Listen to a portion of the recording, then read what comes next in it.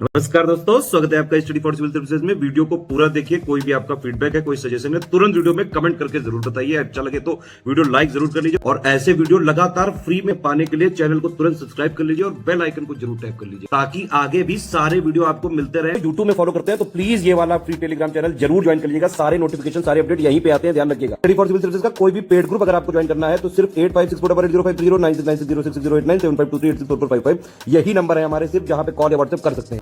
Instagram पे हमारा page जरूर फॉलो कर लीजिएगा, studyforcivil.services है। ट्विटर पे हमको जरूर फॉलो कर लीजिएगा, @studyforcivils है। सारे क्वेश्चन अटेम्प्ट करिए और स्कोर अपना तुरंत कमेंट करके बताइए। अधिकारी के प्रीलिम्स एग्जामिनेशन के लिए मॉक टेस्ट की हमारी श्रृंखलाएं चल रही हैं और ये full length mock test paper number 3 है, जिसे कि आप यहाँ देख रहे हैं। ये सामान्य हिंदी का मॉक है। कुल मिलाकर 60 प्रश्न हैं, जैसे परीक्षा के प्रश्न पत्र में होते हैं। तो इन 60 प्रश्नों में 10-10 के पार्ट में आपके पूरे सिलेबस को बांटा गया है। तो सबसे पहले हम देखने वाले हैं विलोम शब्दों को। और दोस्तों, आपके लिए क्या काम रहेगा, आप इसे खुद से भी हल करने का प्रयास कीजिएगा। यहाँ जो जवाब बताए जा रहे हैं उससे पहले आप अपना उत्तर अटेम्प्ट करिएगा और उसे नोट डाउन करते जाइएगा। बाद में आप पूरा स्कोर अपना काउंट करके, कैलकुलेट करके, नेगेटिव मार्किंग उसमें से अपना जो उसका कैलकुलेशन है उसे करने के बाद जो एकदम एग्जैक्ट स्कोर होगा नकारात्मक अंकों को काटने के बाद, वो आप कमेंट सेक्शन में साझा करिएगा। इससे आपकी भागीदारी का पता लगता है कि आप में से कितने लोग सक्रिय होकर टेस्ट देना चाहते हैं।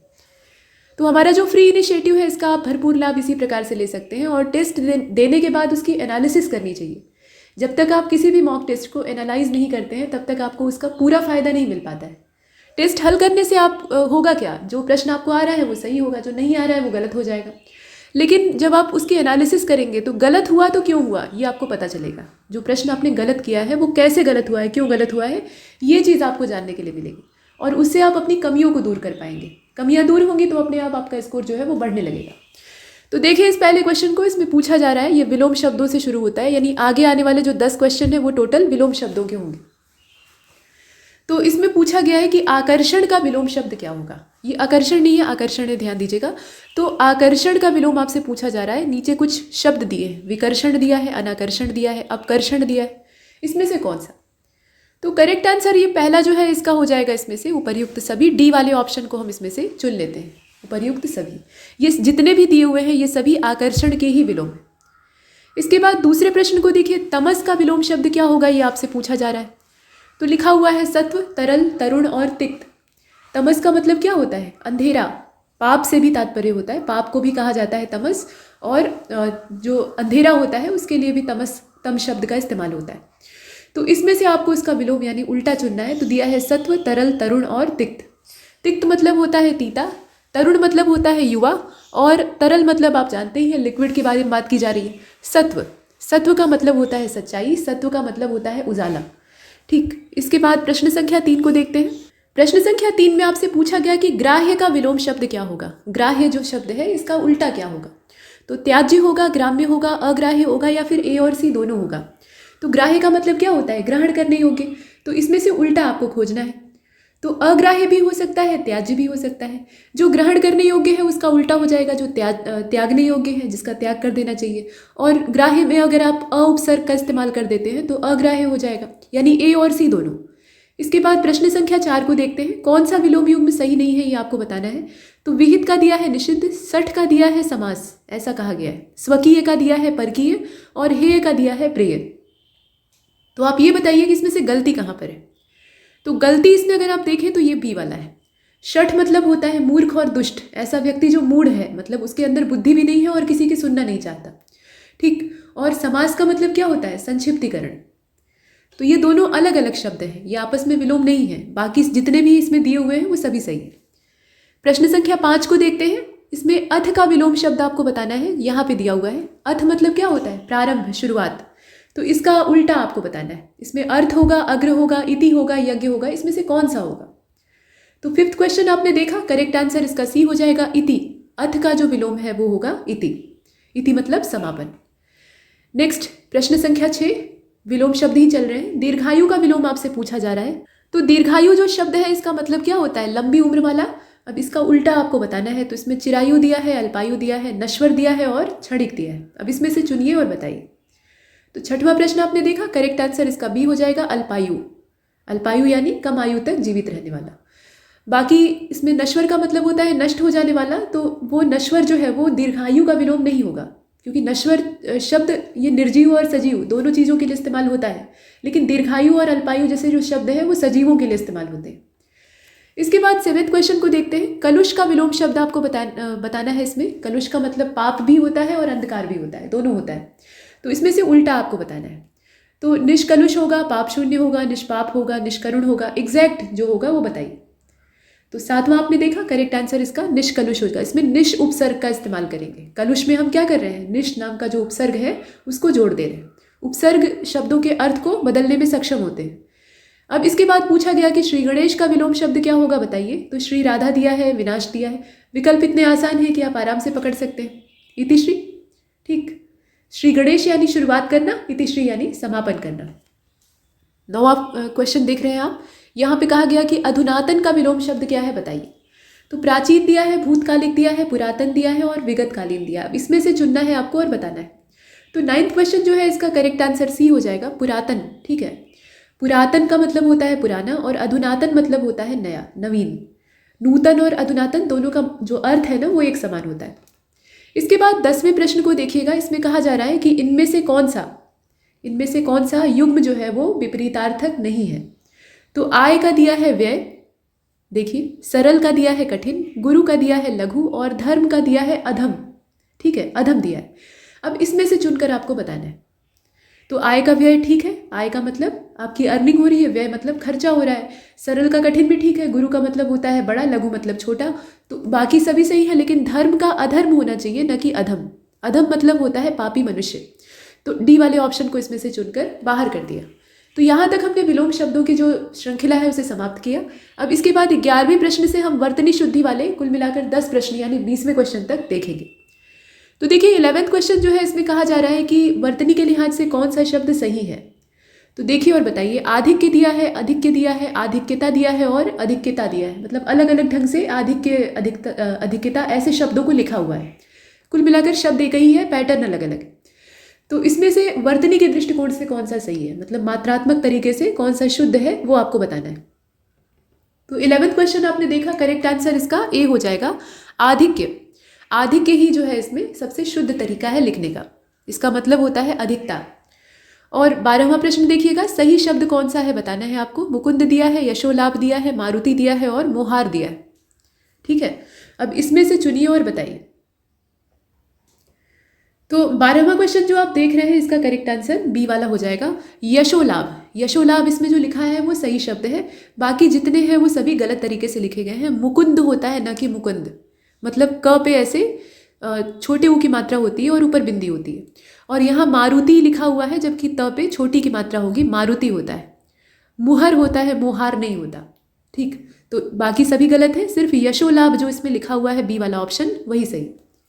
13वें क्वेश्चन को देखते हैं, सही वर्तनी वाला शब्द कौन सा है बताना है आपको। तो प्रश्न संख्या 13 को आप देखिए, सही वर्तनी वाला शब्द इसमें देखिए, आर्द्र दिया है, आयंदा दिया है, उच्चिष्ट दिया है और इतवार दिया है। बताइए इसमें से कौन सा होगा। तो करेक्ट आंसर इसका डी हो जाएगा। इतवार जो लिखा है वो सही वर्तनी है। इतवार जो है वो सही वर्तनी है, मतलब उसमें कहीं से भी कोई दोष नहीं है। बाकी जितना लिखा है वो सब गड़बड़ है, जैसे कि आर्द्र नहीं होता है बल्कि आर्द्र होता है, जैसे उड़ंतु र ऊपर रहेगा। और आयंदा नहीं होता, आइंदा होता है, ई होता है और उसके ऊपर ऐसे बिंदी होती है। उच्चिष्ट ऐसे नहीं लिखा जाता है, उसमें ये आधा च के साथ पूरा च रहेगा, न कि छ। ठीक, तो बाकी जितने भी हैं उनकी वर्तनी गड़बड़ है, लेकिन इसमें आप देख रहे हैं इतवार जो लिखा हुआ है उसकी वर्तनी एकदम ठीक है। प्रश्न संख्या 14 को देखिए। अब इसमें युग्म दिया हुआ है, युग्म नहीं बल्कि त्रयी दी हुई है, मतलब 3-3 शब्दों का जोड़ा। तो लिखा है खोडशी, खडानन, मतलब षडानन असल में, यहाँ ख नहीं उच्चारण करेंगे। तो खोडशी लिखा है, षडानन लिखा है, श्रीयुत लिखा है, बृहत्तर लिखा है, भगनी लिखा है। इसमें लिखने का तरीका ध्यान दीजिएगा, देखिए इसे जूम कर लीजिए। देखिए इसमें आपको ये बताना है कि कौन सा जो इसमें त्रयी युग्म है जिसके कि सभी शब्द अशुद्ध हैं, मतलब ऐसा आपको इसमें तिकड़ी खोजनी है जिसके कि सारे शब्द गलत लिखे हों। तो खोडशी लिखा है, षडानन लिखा है, श्रीयुत लिखा है, बृहत्तर, भगिनी और भत्सना लिखा है, प्रोज्वल, प्रलयंकर और प्रमाणिक लिखा है, उद्दीप्त और उरु, उर्मी इस तरह तरीके से लिखा हुआ है। इसमें से आपको चुनना है। तो करेक्ट आंसर इसका सी हो जाएगा। यहाँ पे होता है प्रज्वल, इसे सही कर लीजिए। देखिए लिखा कैसे जाएगा, प्रज्वल होता है, प्रलयंकारी होता है, प्रलयंकर नहीं होता, और प्रामाणिक होता है, प्रमाणिक नहीं होता। तो यहाँ तीनों ही शब्द जो है वो गलत है, बाकी सब में कुछ सही है कुछ गलत है। इसके बाद 15वें को देखते हैं, इसे छोटा कर लीजिए। देखिए, शुद्ध वर्तनी का आपको चयन करना है। तो सन्यासी इसमें लिखा है अलग अलग ढंग से, सही तरीका कौन सा है वो आपको बताना है। तो देखिए यहाँ पे ये जो डी वाला ऑप्शन है ये सही है, सन्यासी ऐसे लिखा जाता है। ठीक, यहाँ पे ऐसे बिंदी लगाएंगे और आधा न, या और सी ऐसे। ठीक, इसके बाद 16वें प्रश्न को देखते हैं जो कि यहाँ पर है। ये आप देखें, निम्नलिखित में से कौन सा वाक्य अशुद्ध है। ठीक है, तो दंगे में गोलियों की बाढ़ आई हुई थी। दंगे जो है उनमें गोलियों की बाढ़ आई हुई थी। दूसरा जो इसमें दिया हुआ है वो है, वह रोज पौधों को सींचता है। बाढ़ से भूखमरी की समस्या उत्पन्न हो गई है। वे सच्चे इंसान हैं। तो इसमें से देखकर आपको बताना है और करेक्ट आंसर इसका क्या हो जाएगा, ए वाला हो जाएगा। दंगे में गोलियों की बाढ़ आई हुई थी, यही वाला वाक्य गलत है। दंगे में गोलियों की बौछार हो रही थी, न कि बाढ़ आई हुई थी। ठीक, तो ये ए वाला ऑप्शन जो है इसको बाहर कर लेते हैं, बाकी सारे वाक्य जो है वो सही है। प्रश्न संख्या 17 को देखते हैं। शुद्ध वाक्य का चयन करना है। उन्हें अब शंका नहीं बची, उसकी शंका का समाधान हो गया, उसकी शंका का निस्तारण हो गया, उसकी शंका समाप्त हो गई। अब इसमें से चुनना है और बताना है। तो 17वां प्रश्न जो आप देख रहे हैं इसका करेक्ट आंसर बी हो जाएगा, उसकी शंका का समाधान हो गया। ठीक है, उसकी शंका का समाधान हो गया। जो बी वाला ऑप्शन है वही इसमें शुद्ध लिखा हुआ है, बाकी जितने हैं वो गलत तरीके से लिखे गए। मतलब एक ही वाक्य को भिन्न भिन्न प्रकार से लिखा गया है, तो उसमें से बी वाला जो है वो सबसे सही है। इसके बाद 18वें प्रश्न को देखते हैं। नीचे कुछ वाक्य दिए गए हैं, उनमें से कौन सा एक वाक्य अशुद्ध है ये आपको बताना है। तो हर एक खिलाड़ी मैदान में पहुंच गए, सड़क पर बहुत भीड़ है, अध्ययन के लिए अच्छी पुस्तकें आवश्यक हैं और साहित्य और संस्कृति का गहरा संबंध है। इसमें से आपको देखना है और बताना है। तो करेक्ट आंसर ए हो जाएगा। यहाँ आप देख रहे हैं हर एक खिलाड़ी मैदान में पहुंच गए, ये गलत लिखा हुआ है। हर खिलाड़ी मैदान में पहुंच गया, आप ऐसे लिखें। ठीक, तो यहाँ पे ये जो अंत में क्रिया का इस्तेमाल किया है ना, क्रिया के हिसाब से अंतिम शब्द को परिवर्तित किया है, वहाँ गड़बड़ है। बाकी जितना है वो ठीक लिखा हुआ है। इसके बाद प्रश्न संख्या 19 को देखते हैं। यहाँ पूछा जा रहा है कि कौन सा शुद्ध वाक्य है बताइए। तो शरद काल के दोनों में ऐसा लिखा हुआ है, चंद्रमा को शोभा देखने की योग्यता होती है। वाक्य गलत है, वो देखकर मालूम हो रहा है। शरद काल के दिनों में चंद्रमा की शोभा देखने योग्य होती है। शरद काल में चंद्रमा की शोभा देखने योग्य होती है और शरदकालीन दिनों में चंद्रमा की शोभा देखने योग्य होती है, ऐसे करके दिया हुआ है। अब ये जो 19वां प्रश्न है इसका आपको बताना है कि शुद्ध क्या होगा। तो शुद्ध इसका सी वाला होगा। यहाँ आप देख रहे हैं शरद काल में चंद्रमा की शोभा देखने योग्य होती है, ये सबसे सही तरीका है। 20वां प्रश्न देखते हैं। कहा गया कि अशुद्ध वाक्य क्या है। तो यहाँ लिखा हुआ है कि अध्ययन के लिए अच्छी पुस्तकें आवश्यक हैं, हर एक खिलाड़ी मैदान में पहुँच गए, साहित्य और संस्कृति का गहरा संबंध है और सड़क पर बहुत भीड़ है, ऐसा कहा गया। अब इसमें जो 20वां क्वेश्चन है करेक्ट आंसर इसका बी हो जाएगा। हर एक खिलाड़ी मैदान में पहुँच गए, हर एक खिलाड़ी मैदान में पहुँच गए नहीं। ठीक, और इसके बाद आगे चलते हैं। प्रश्न संख्या 21 को देखते हैं। अब यहाँ से वाक्यांश के लिए एक शब्द शुरू होता है। वह स्त्री जिसका कि पति परदेश गया हो, वाक्य के लिए एक शब्द आपको बताना है और उसी प्रकार से बाकी सभी नीचे दिए हुए हैं। तो प्रोषित पति का दिया है, प्रवत्सित पति का दिया है, नवोढ़ा दिया है और आगत पति का दिया है। इसमें से आपको चुनकर बताना है। तो 21वां जो आपने देखा इसका करेक्ट आंसर ए हो जाएगा, प्रोषित पति का।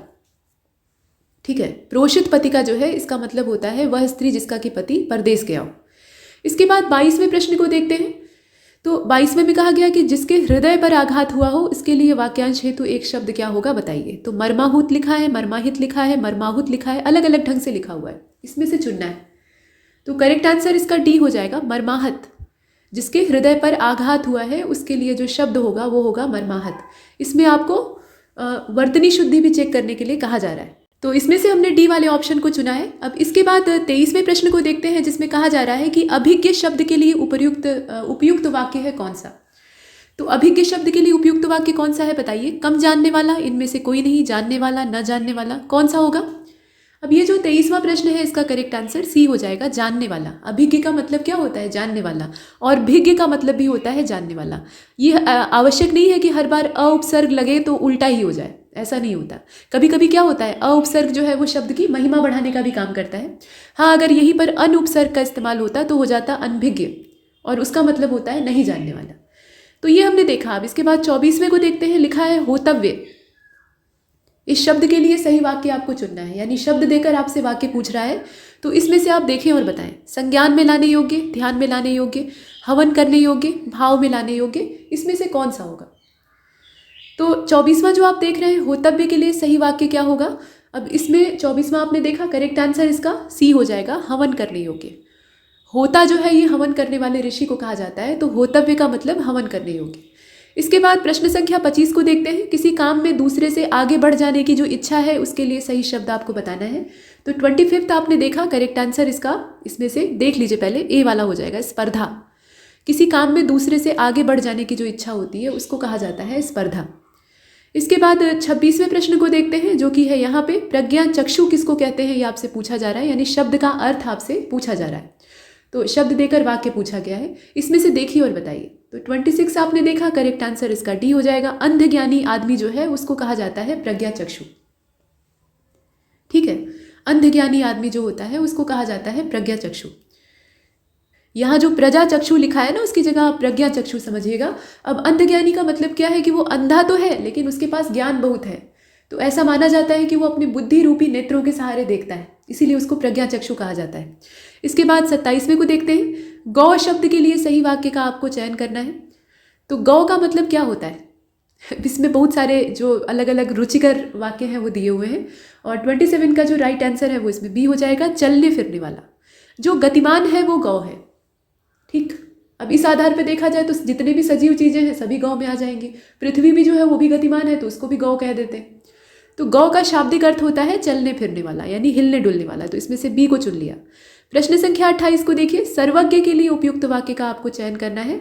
तो देखिए इसमें 28वां जो है करेक्ट आंसर क्या होना चाहिए। सर्वज्ञ का मतलब क्या होता है, जो सब जगह व्याप्त हो, जिसके विषय में जानकारी हो, जिसे सबके विषय में जानकारी हो, बहुत सी भाषाओं को जानने वाला और सब जगह जाने वाला, इसमें से कौन सा होगा। तो 28 आप देख रहे हैं और करेक्ट आंसर इसका ए हो जाएगा, जिसे सबके विषय में जानकारी हो। जिसे सबके विषय में जानकारी हो वो है सर्वज्ञ। इसके बाद 29 को देखिए। जंगल में लगी आग को क्या कहते हैं। जंगल में लगी आग जो है उसको क्या कहा जाता है। जठराग्नि कहा जाता है, विरहाग्नि कहा जाता है, बड़वा नल कहा जाता है, दावा नल कहा जाता है, इसमें से कौन सा होगा। तो 29 जो है इसका राइट आंसर डी हो जाएगा, दावा नल। दावा नल कहा जाता है जंगल में लगी हुई आग को। पेट की जो अग्नि होती है उसको जठराग्नि कहते हैं, विरह की अग्नि है तो उसको विरहाग्नि कहेंगे, और बड़वा नल जो है ये समुद्र के अंदर लगी हुई आग को कहा जाता है। ठीक है, बड़वा नल जो है वो समुद्र के अंदर लगती है। तो ये हमने देखा। कुल मिलाकर इसमें से करेक्ट आंसर क्या होगा, दावा नल होगा, जो कि नीचे दिया हुआ है। इसके बाद 30वें प्रश्न को देखते हैं। जहां खाना मुफ्त में मिलता है, इस वाक्य के लिए आपको सही शब्द का चयन करना है। तो इसमें से क्या होगा बताइए। खुराक होगा, लंगर होगा, राशन होगा, भंडार होगा, इसमें से कौन सा होगा। तो प्रश्न संख्या 30 का जो करेक्ट आंसर है वो लंगर हो जाएगा। ठीक है, लंगर ऐसी चीज होती है या सदावर्त उसको कहा जाता है जहाँ पे खाना फ्री में मिलता है। प्रश्न संख्या 31 को देखिए। अब यहाँ से फिर से मोड चेंज होता है। अब हम तद्भव तत्सम के 10 शब्दों को देखेंगे, मतलब 10 अलग अलग प्रश्नों को देखेंगे असल में। तो यहाँ पूछा गया कि तद्भव शब्द जो है कागा, कागा क्या है, ये तद्भव शब्द है, इसका तत्सम रूप क्या होगा ये आप बताइए। तो काक होगा, काक होगा, कौवा होगा, काग होगा, इसमें से कौन सा होगा। 31 आपने देखा, करेक्ट आंसर इसका बी हो जाएगा, काक होगा। ठीक है, कागा का काक होगा यहाँ जो तत्सम है। इसके बाद प्रश्न संख्या 32 को देखते हैं। 32वां यहाँ पे दिया हुआ है, छत्र का तद्भव शब्द क्या है ये आपको बताना है। तो छत्र का तद्भव इसमें से छप्पर दिया है, छाता दिया है, मस्तक दिया है, मुकुट दिया है, कौन सा होना चाहिए। 32वां जो आप देख रहे हैं इसका करेक्ट आंसर बी हो जाएगा, छाता। छत्र का जो तद्भव है वो छाता होगा। इसके बाद 33वें को आप देख रहे हैं, गर्दभ दिया हुआ है, मतलब गधे का आपको यहाँ पे तत्सम बताना है। गधा शब्द जो है, गधा एक जीव होता है आप जानते हैं, और ऐसे भी जो व्यक्ति सुस्त होता है या कामचोर होता है या उसकी बुद्धि कम होती है तो लोग गधे की संज्ञा दे देते हैं, जबकि गधा बहुत मेहनती जीव होता है। तो कुल मिलाकर गधे का तत्सम आपको बताना है।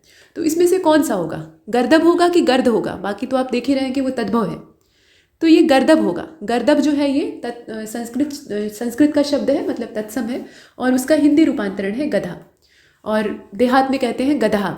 इसके बाद 34वें को देखते हैं। सांस का तत्सम रूप आपसे पूछा जा रहा है। सांस का तत्सम रूप क्या होगा। तो सांस का तत्सम रूप आपसे पूछा जा रहा है। 34 आप देख रहे हैं, और करेक्ट आंसर इसका बी हो जाएगा, श्वास। ठीक है, सांस का जो तत्सम रूप है वो होगा श्वास। प्रश्न संख्या 35 को आप देखें। लवण यहाँ जो दिया हुआ है शब्द, इसका तद्भव रूप आपसे पूछा जा रहा है। लवण का तद्भव क्या होगा बताइए। तो नोन होगा, नमक होगा, छार होगा, लवंग होगा, इसमें से कौन सा होगा। 35 आपने देखा, करेक्ट आंसर इसका ए हो जाएगा, नोन। लवण का जो तद्भव रूप है वो होगा नोन, और ऐसे देहात में कहा जाता है नून। ठीक, बाकी जितने हैं वो लवण के तद्भव रूप नहीं होंगे। इसके बाद 36वें को देखें। नेवला का तत्सम शब्द क्या है बताइए। नेवला जो है इसका तत्सम शब्द क्या है ये आपको बताना है। तो न्योला होगा, नकुल होगा, नकुला होगा, नवला होगा, इसमें से कौन सा होगा? 36 आप देख रहे हैं, करेक्ट आंसर इसका क्या होना चाहिए? तो 36 में अगर आप देखें तो इसका जो सही जवाब है वो बी हो जाएगा, नकुल। नेवले का जो तत्सम शब्द है वो नकुल होगा। इसके बाद 37वें को देखिएगा, निम्नलिखित में से कौन सा एक शब्द तत्सम नहीं है वो आपको बताना है।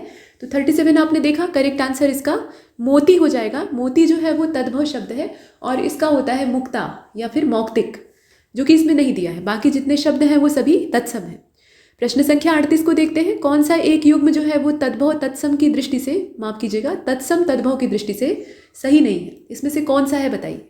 तो वचन का दिया हुआ है बैन, कपाट का दिया है कपड़ा, पुराण का दिया है पुराना, गंभीर का दिया है गहरा। मतलब इधर जो है वो तद्भव है और इधर आपका तत्सम है। तो इसमें से देखिए इसमें वचन का बैन ठीक है, कपाट जो दिया है इसका कपड़ा नहीं होगा। ये जो बी वाला ऑप्शन है करपट होता है, करपट का होता है, मतलब करपट तत्सम है और उसका जो तद्भव है वो कपड़ा होता है। यहाँ कपाट जो दिया है इसका किवाड़ होता है, तद्भव दरवाजा। ठीक, तो ये वाला गलत है, बाकी सब सही। प्रश्न संख्या 39, पलंग का तत्सम रूप क्या है बताइए? तो प्लवंग दिया है, पर्यंक दिया है, परमंग दिया है, प्लंग दिया है, इसमें से कौन सा होगा? तो 39 का करेक्ट आंसर बी होगा, पर्यंक हो जाएगा। पलंग का जो तत्सम रूप है वो पर्यंक हो जाएगा। इसके बाद 40वें को देखते हैं, तो अखरोट का तत्सम शब्द आपको बताना है। अक्षरोट दिया है, अक्षवाट दिया है, अक्षरोट दिया है, अछोट दिया है, इसमें से कौन सा होना चाहिए? तो 40वां जो आपने देखा इसका राइट आंसर अक्षोट होगा। अखरोट जो हम लोग खाते हैं ना उसका संस्कृत रूपांतरण होता है अक्षोट। इसके बाद अब यहाँ से 41वें से फिर से मोड चेंज हो गया है। विशेषण विशेष्य हम लोग 10 प्रश्नों में देखेंगे। तो पूछा गया है कि पशु शब्द जो है इसका विशेषण क्या होगा? पशु का विशेषण क्या होगा? तो इसका जो करेक्ट आंसर है वो ए हो जाएगा, पाश्विक। पशु का विलोम क्या हो जाएगा? पाश्विक हो जाएगा। माफ कीजिए, विशेषण इसमें पूछा गया है। पशु शब्द जो है वो विशेष्य है, संज्ञा है, और उससे बनने वाला विशेषण है पाश्विक। इसके बाद अगले वाले को देखते हैं जो कि है 42वां। पूछा गया है कि सार्वनामिक विशेषण किस वाक्य में है, पहचानिए।